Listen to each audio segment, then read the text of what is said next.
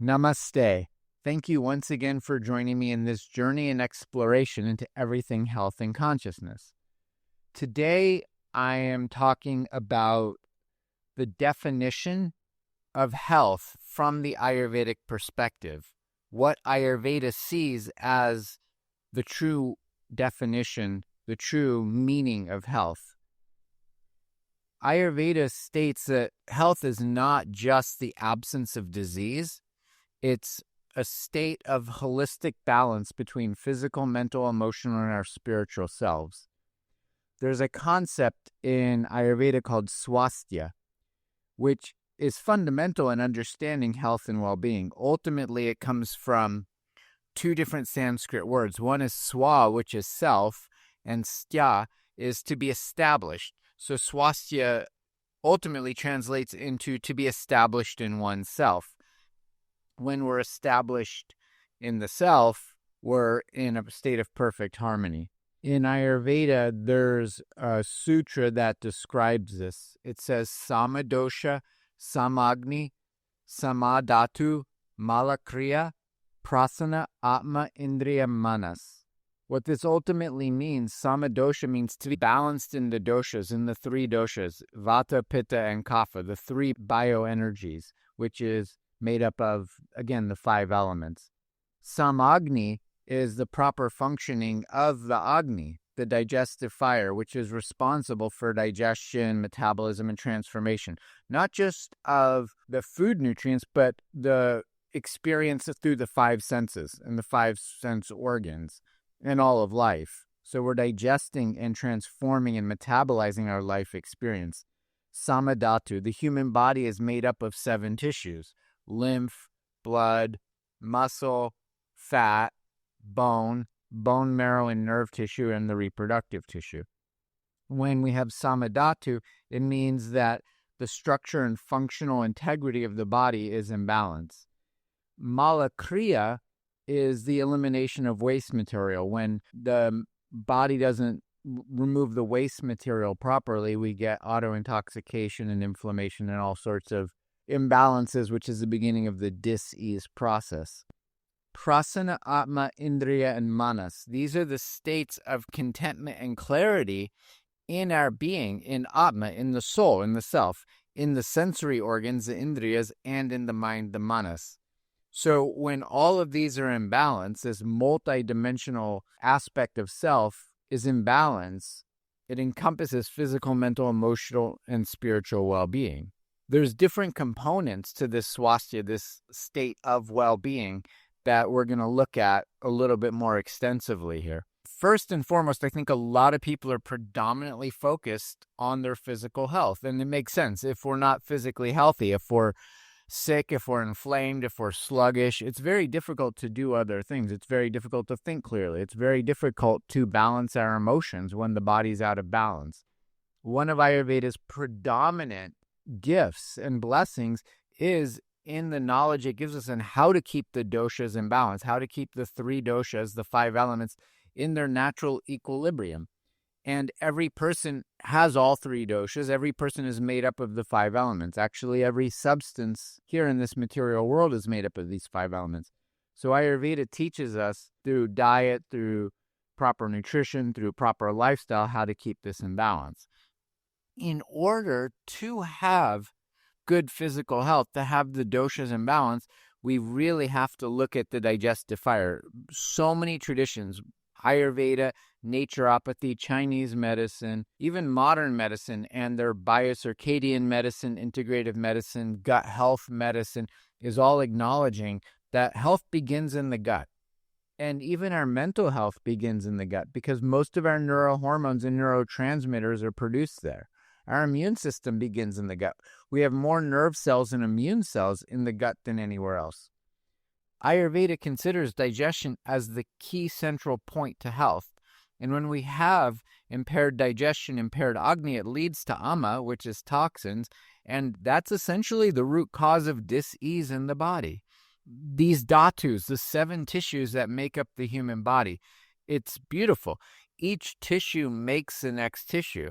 When we digest food well, it makes rasa or lymph. And then when lymph is healthy, it makes blood. Then blood makes the muscle. Muscle converts into fat tissue, healthy fat tissue. That converts into our bone tissue, which makes the bone marrow. And that's the components of the immune system and nervous system. And lastly, the reproductive tissue. When the digestion is good and the nutrients are going through the 7 tissues, the culmination of cellular nutrition through all 7 tissues is what's called ojas. It's our cellular vitality. It's the juice. It's our longevity. Ultimately, it's the 401k. It's what gives us a healthy, vital, long life. And there's no point in having a long life if we're sick and diseased and don't enjoy it. Ayurveda's goal is to prevent the disease and provide a healthy, vital, long, productive life. When the waste materials, the malas, the waste materials are not being eliminated properly, this also leads to autointoxication. So we need to have regular and efficient elimination through the urine, through the stool, and through the sweat. All of these things, the dosha, the agni, digestive fire, the bodily tissues, and the waste material make up the primary components of our physical health. When these are in equilibrium, when they're in balance, we have great energy, we have great motivation. Good gut health leads to good mental health. The next component from there is this concept of the mental health. And Ayurveda sees it from ultimately 2 different perspectives. Manas, the mind, and indriyas, the sense organs. When the mind is healthy, we have stability and clarity in our thoughts. And there's 3 gunas, 3 qualities of the mind: sattva, rajas, and tamas. Sattva is the mind in its pure state. That doesn't necessarily imply that you're holy and better than anyone else. It means that the mind is just in a pure state of observance. It's a pure state of witness. It's a pure state of being. From that comes rajas, which is simply activity. Activity is neither good or bad. It's energy, it's motivation, it's fire, it's inspiration, it's wonderful. And from there is tamas, which is ultimately inertia. And we need to have some tamas. Tamas is what allows us to sleep at night, to go into that dark, rejuvenative state.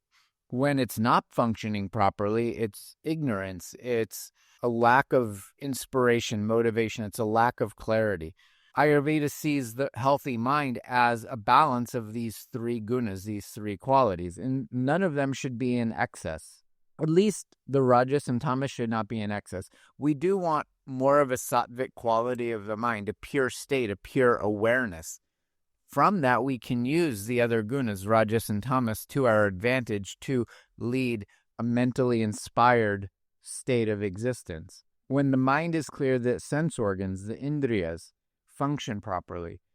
William Blake said, when the doors of perception are cleansed, everything will appear as it truly is, infinite. So when the sense organs are functioning properly, we conceive the world without distortion, without taint. We don't see the rope as the snake. We see the rope as the rope. We see the snake as a snake. We have proper discrimination. And then the sense organs can easily be pleased without excess or deficiency. When the mind is working well, then we have good emotional health. We have what's called prasana, which is a state of contentment or a sense of inner peace. And in all spiritual traditions, and even just indigenous wisdom, whether there's a belief in a God or a great spirit, the hallmark of life is inner peace, is a contentment with what we have, with the blessings we have, with what we've been given, without needing the external world for our peace. We have an inner contentment. And when we have this inner contentment, when we have this stability of our mind and our emotions, we can have proper, healthy emotional responses to all the life situations. It doesn't mean we're not going to have difficulties. It doesn't mean we're not going to have challenges. That's not possible. I've never met a human being who didn't have challenges, difficulties, battles to face. But when the mind and emotions are in balance, we can have a really clear understanding of how to deal with these things in a way that it doesn't disrupt our equilibrium. When the physical body, when the mind, when the emotions are stable, we have the ability to expand our consciousness. We have the ability to expand the Atma, to dwell in the soul. This is the essence of spiritual health, to ultimately understand who we are, to be in touch with our higher self, our higher purpose, which is called dharma. Each person in this planet has a unique gift that only they can do. I've heard the saying, be yourself, do yourself, because everyone else is taken. Everyone is a little piece of this giant, magnificent puzzle, or we're one note in the universe, the one verse, the one song that creation is singing. We're all part of this. And so when we're playing our role perfectly, as per our unique gifts, life becomes magical, life becomes beautiful. And ultimately, a lot of the spiritual practices, such as meditation, doing mantras, chanting, taking silence, doing fasting, whatever the practice is, the ultimate purpose is to regain connection to self. All imbalances ultimately, fundamentally come from a disconnection from self. When we're not connected to self, we seek things outside of ourself because we're trying to find self. Actually, all addiction is a method of trying to reconnect to self, trying to reconnect to equilibrium, trying to feel good again. And who doesn't want to feel good? I'm not encouraging that we have addictive patterns, but understanding addiction, the fundamental reason for addiction is a disconnect from self. And that usually happens in an early age when we're not given a safe, secure place to grow up and we're not given the love that we need. Ayurveda states that this swasthya, this state of health, is dynamic. It's not a static state. It's a dynamic process to maintain balance amidst a constantly changing world. We're internally changing. We're externally changing. The seasons are changing. The weather is changing. The wind blows from 8 different directions at any point in time. Factors like diet, lifestyle, the seasons, the variations of seasons, our emotional stresses, environmental influences, all of this, it's a dance. It's a constant dance. And all of these things influence the balance and to some extent are disrupting the balance. So we're trying to always go back into balance. Ayurveda's blessing, Ayurveda's gift, Ayurveda's wisdom provides each person personalized, individually tailored guidelines to adapt to these constant changes to maintain swasthya. One of the key fundamental principles in Ayurveda is dinacharya. It's the daily routine. Dina is day, acharya, to follow the day, to follow the biocircadian cycle of the day. These can include waking up at the same time, eating at the same time, sleeping at the same time, doing the different activities at the same time.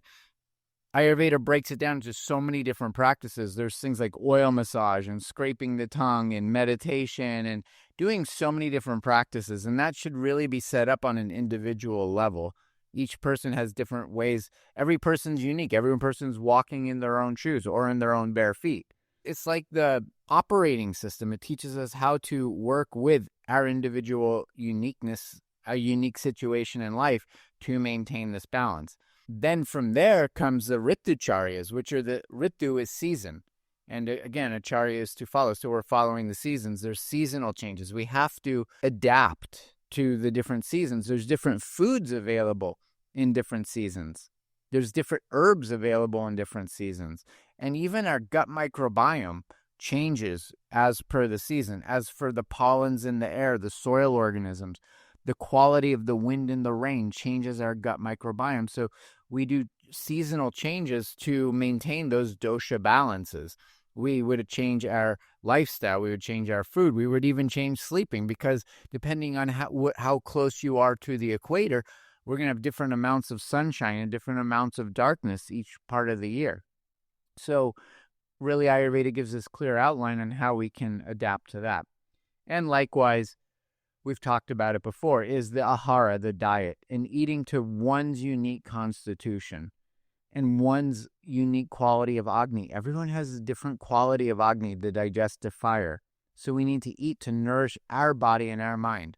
If you go online, you go on Dr. Google, there's so many different diets. It says this diet, the raw food diet, the vegan diet, the paleo diet, the pescatarian diet, the Mediterranean diet. Everyone says that this is the best. Yeah, it's the best for someone, but even within those different diets, it needs to be tailored to the individual.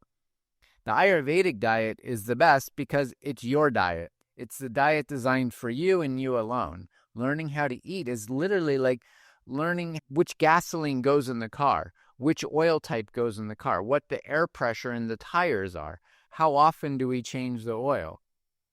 And then vihara is the lifestyle, engaging in proper activities during the day. Everyone needs to exercise. One of the biggest contributors to bad health is our stagnant lifestyle, these desk jobs we're sitting all day. I'm not saying you can't have a desk job. We have to. If you have a desk job, get a standing desk. Stand half the day. Modern science is comparing sitting at a desk all day to smoking a pack of cigarettes. That's horrible. The organs don't breathe. Circulation doesn't happen. We don't get proper respiration. So many detrimental factors to sitting all day. So we have to engage in proper exercise. Another major component to good, healthy lifestyle is good night's sleep. Proper sleep is also crucial. And then the stress management practices. Ayurveda really describes these benefits of Svasthya, of this healthy balance, as having enhanced immunity and resilience against diseases. The world is filled with bacteria and viruses. We should be able to handle most of them all the time. We have to have a good immunity and a good resilience to do that. So when these components are all put together, we do have that. Again, another benefit of the Svasthya is good digestion, which leads to good energy levels and mental and emotional vitality and stability. And really, my experience is that when we're healthy, physically, mentally, emotionally, and spiritually, we have harmony in our personal relationships. We have harmony with our coworkers. We have harmony with our natures. And most importantly, we have harmony with nature and ourself. And in that harmony, we really do find a sense of purpose and a sense of fulfillment, both in our physical body and in our mind and in our heart. And we have spiritual fulfillment. The modern relevance for this is that really the contemporary health systems, while it is changing, the focus is still predominantly on disease treatment rather than prevention and holistic well-being. The Ayurveda approach, the Svasthya approach, offers a proactive approach to health by addressing the root cause of the imbalance. It emphasizes this harmony between the body, mind, and spirit that aligns with our modern ways of living. It aligns with modern concepts of integrative medicine. So we can really promote a sustainable, healthy, and happy life. Let's cultivate this Svasthya. Let's cultivate true health in ourselves, in our families, in our communities, and achieve a state of flourishing health that extends so beyond the physical. It encompasses every aspect of life. It encompasses the mental, the emotional, the spiritual dimensions of life. Let us live together in this beautiful peace and harmony within ourselves in all things. Once again, I thank you for joining me. And if you found value in this, please subscribe. Please share this with your friends. And remember that health is an ongoing journey. Consciousness is an ongoing journey. And we do it breath by breath, step by step, moment to moment, day to day. Until next time, namaste.